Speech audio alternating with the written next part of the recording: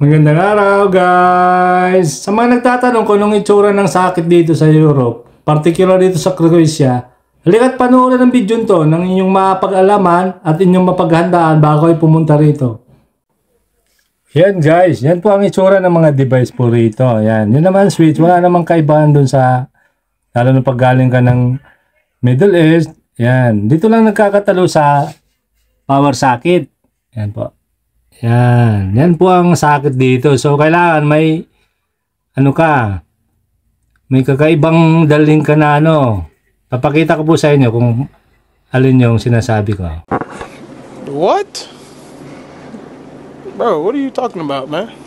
Yun, di ba? Sakit nila. So, hindi obra yung ganito. Yung, lalo pag galing ka Middle East, hindi obra hindi papasok So, dapat bumili ka ng ganito.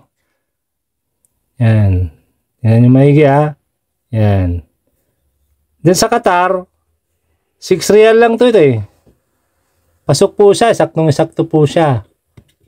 Ganyan Fit po siya. So, ba, may rice cooker ka, may sasaksak mo na po siya. Ganyan. So, yun ang dadalhin nyo papunta rito. Itong adapter na to. Ewan ko sa Pinas kung magkano ito. Yan.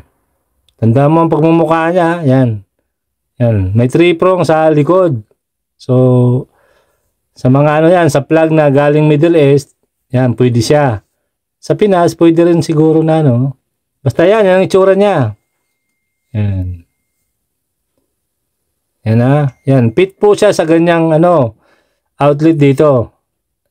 Sa Croatia po kami, ganito po ang outlet nila So, yung iba naman, mayroon, yung mga, yung sa ako kami, sa Qatar, ganito, sa mga machine, kagaya ng grinder, may mga ganitong, plug na siya, kasama sa dun sa So, pwede niyong putulin, kung nagtitipid kayo, kung hindi, kasi hindi naman nagagamit to dyan sa sa Qatar or sa Middle East.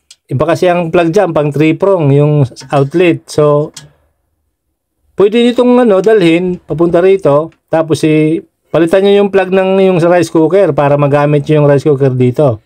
Para hindi na kayo bumili ng ganito. Alam mo kung magkano dito yan? 3 euro times 60, so 180. So, napakamahal, di ba? Yan. Yan po ang itsura niya. So, sana may natutunan po kayo. Salamat sa inyong pagnunood sa aking video. Babus! Babus! Ingat! Wow!